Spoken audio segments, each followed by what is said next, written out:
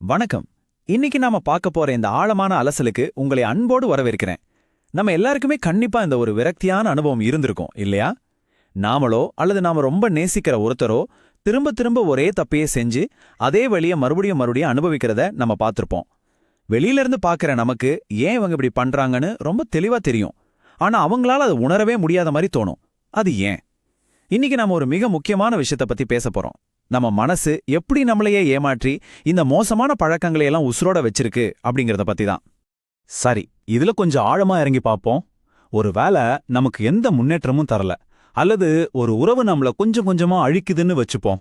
அதில் இருக்கிற ஆபத்துக்கான அத்தனை சிவப்பு கொடிகளும் அப்பட்டமா தெரிஞ்சாலும் மக்கள் ஏன் தொடர்ந்து அதுக்குள்ளேயே சிக்கி கிடக்குறாங்க?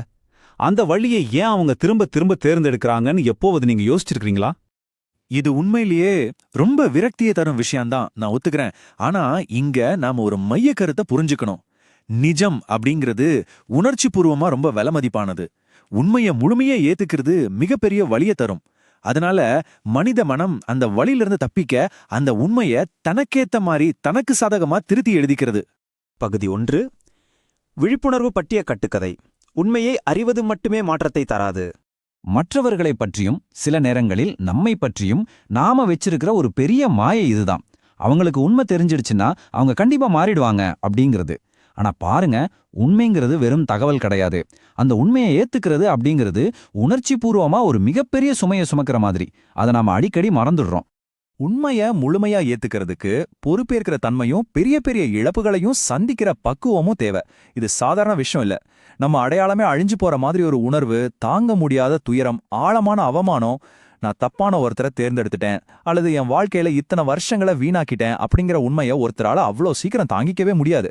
அந்த அளவுக்கு அவங்க மனதளவுல இன்னும் தயாராகலங்கிறதா நிதர்சனமான உண்மை. பகுதி 2.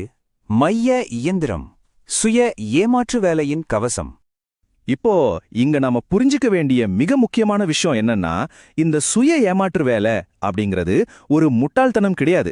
இது நம்ம அகங்காரம், அதாவது நம்ம ஈகோ தன்னைத்தானே பாதுகாத்துக்க பயன்படுத்துற உணர்ச்சி பூர்வமா ரொம்பவே பரிணாம வளர்ச்சி அடைஞ்ச ஒரு உயிர்வாழும் உத்தி. இது கேட்க உங்களுக்கு ரொம்ப ஆச்சரியமா இருக்கலாம். நம்மளோட மயக்க நிலை மனம், அதாவது அன்கான்ஷியஸ் மைண்ட் எப்படி செயல்படுது தெரியுமா? நம்மள சுத்தி நடக்கிற யதார்த்தத்துல 97% உண்மைகளை அது அப்படியே ஃபில்டர் பண்ணிடுது. நாம இருக்கிற அந்த சௌகரியமான வட்டத்தை விட்டு வெளியே வராமலும் நம்மள பத்தி நாம வச்சிருக்கிற பிம்பம் சிதைஞ்சு போகாமலும் இருக்கதான் இந்த தந்திரம் எல்லாமே நடக்குது. வலியை தள்ளி போடவும் அந்த போலி நம்பிக்கையை தக்க வச்சுக்கவும் நம்ம மனசு பல தற்காப்பு வழிகளை கையாளும். நடந்த தப்போட வீரியத்தை குறைச்சு மதிப்பிடுறது, அவங்க செஞ்ச கெடுதலை மறந்துட்டு அவங்க நோக்கம் அது கிடையாதுன்னு செயல்களை நியாயப்படுத்துறது, இப்படி நிறைய மாயத்திரைகளை நம்ம மனசு நமக்கே போட்டுவிடும். பகுதி 3. நிஜ வாழ்க்கையின் மாறுவேடங்கள். காதல், தொழில் மற்றும் குடும்பம். இப்போ ஒரு காதல் உறவுல இருக்கிற ஒருத்தரை கற்பனை செஞ்சு பாருங்க. தன் துணை எவ்வளோ மோசமா நடந்துகிட்டாலும் அதை தொடர்ந்து நியாயப்படுத்திக்கிட்டே இருப்பாங்க. அந்த உறவை முறிச்சிக்கிற வழியை தள்ளி போட, இது ஒரு சின்ன பிரச்சனை தான், அவங்க என்னைக்காவது ஒரு நாள் மாறிடுவாங்க அப்படிங்கிற அந்த போலி நம்பிக்கையை அவங்க உணவா உட்கொள்வாங்க. இந்த உறவு இப்போ ரொம்ப மோசமா நஞ்சா இருக்கு அப்படிங்கிற நிஜத்தை ஏத்துக்க பயந்துகிட்டு எதிர்காலத்துல எல்லாம் சரியாகிடும்னு அவங்க மேல ஒரு அதீத நம்பிக்கையை வளர்த்துக்கிறது தான் இது. சிம்பிளா சொல்லணும்னா அது நம்ம மனசு தப்பிக்கிற ஒரு தற்காப்பு உத்தி, அவ்வளவுதான். இப்போ வேலையிடத்துல நடக்கிற ஒரு விஷயத்த கற்பனை பண்ணுவோம். தன்னோட மேலதிகாரி எவ்வளவுதான் தந்திரமா மோசமா நடந்துகிட்டாலும் ஒரு ஊழியர் அந்த வேலையை விட்டு போகவே மாட்டார். ஏன்னா அந்த வேலை ஒரு முட்டுச்சந்துன்னு ஒத்துக்கிட்டா என் வாழ்க்கையில 5 வருஷத்தை நான் வீணாக்கிட்டேனே அப்படிங்கிற அந்த அவமானத்தை அவர் நேருக்கு நேர் சந்திக்க வேண்டி வரும். இது நமக்கு எவ்வளோ தெளிவா ஒரு விஷயத்த புரிய வைக்குதுன்னா, நம்ம ஈகோ எவ்வளோ தந்திரமானது பாருங்க. புதுசா ஒன்னு ஆரம்பிக்கணும் அப்படிங்கிற பயத்தை தன் சுயமரியாதையை காப்பாத்திக்க விசுவாசம், அர்ப்பணிப்புன்னு ரொம்ப உன்னதமான வார்த்தைகளா மாத்தி வச்சுக்கும். இதுவே ஒரு குடும்பத்துக்குள்ள நடக்கிற காட்சியை கவனிங்க. ஒருத்தர் எப்பவுமே தனக்கான எல்லைகளை சுருக்கிக்கிட்டு குடும்பத்துல சண்டை வராம தடுக்க எல்லாத்தையும் பொறுத்துக்கிட்டு அனுசரிச்சு போற ஒரு பாத்திரத்தை ஏத்துப்பாங்க. நான் கொஞ்சம் விட்டு கொடுத்தா எந்த பிரச்சனையும் வராதுல்ல அப்படிங்கறத அவங்க மைண்ட் செட். வெளியில இருந்து பாக்குறப்போ இது அளவுக்கு அதிகமான அன்பா நமக்கு தெரியலாம். ஆனா உண்மையில சுத்தி நடக்கிற குழப்பங்களை கட்டுப்படுத்தவும், உறவுகள் முறிஞ்சு போய் நம்மள தனியா விட்டுடுவாங்களோ அப்படிங்கிற பயத்தை தவிர்க்கவும் அவங்க எடுக்கிற ஒரு தீவிரமான தற்காப்பு முயற்சி தான் இது. பகுதி 4. ஒரு புதிய மனமாதிரி. தீர்ப்பளிப்பதிலிருந்து பச்சாலாபத்திற்கு. இந்த இடத்துல நாம ஒரு விஷயத்த மாத்திக்கணும். அவங்க உண்மையை மறுக்கிறாங்கன்னு நாம அவங்கள கேலி செய்யறத முதல்ல நிறுத்தணும். ஏன் இவங்க இப்படி கண்மூடித்தனமா இருக்காங்க அப்படின்னு தீர்ப்பு சொல்றதுக்கு பதிலா இந்த மாயை அவங்கள எந்த அளவுக்கு ஒரு உணர்ச்சி பூர்வமான வீழ்ச்சியிலேருந்து காப்பாத்துது அப்படின்னு நாம பச்சாதாபத்தோட புரிஞ்சுக்க ஆரம்பிக்கணும். அந்த பிரச்சனைக்குள்ள மாட்டிக்கிட்டு இருக்கிற நபரோட கோணத்துல இருந்து பாத்தீங்கன்னா இந்த சுய ஏமாற்று வேலைங்கிறது முற்றிலுமா நியாயமானதாவும் பாதுகாப்பானதாவும் ரொம்ப சரியானது போலதான் தோணும். அதனாலதான் அந்த சுழற்சியை உடைக்கிறது அவ்வளோ கடினமா இருக்கு.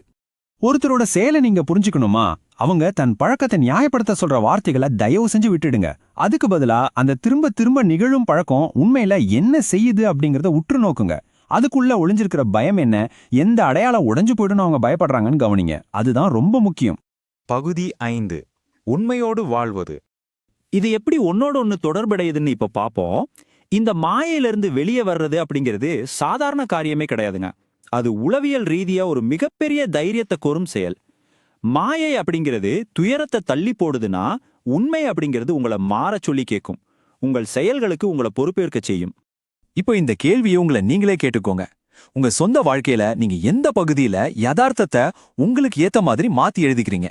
எந்த கதை உங்க மோசமான பழக்கங்களை இன்னும் உசுரோட வச்சிருக்குன்னு ஆழமா சிந்திச்சு பாருங்க. முடிவா ஒன்ன மட்டும் ஞாபகம் வச்சுக்கோங்க. உண்மை அப்படிங்கிறது நம்ம வெறும் கண்களால பார்க்குற ஒரு விஷயம் கிடையாது. உண்மையை விட நாம சொல்ற கதை ரொம்ப பாதுகாப்பா உணரும் போதுதான் இந்த மாதிரியான தவறான பழக்கங்கள் உயிர் வாழுது. அந்த உண்மையை ஏத்துக்கிட்டு அதோட வாழ்ற அளவுக்கு நாம நம்மள உளவியல் ரீதியா எப்ப வலிமையாக்கிக்கிறோமோ அப்பதான் ஒட்டுமொத்த மாற்றமும் நடக்கும்.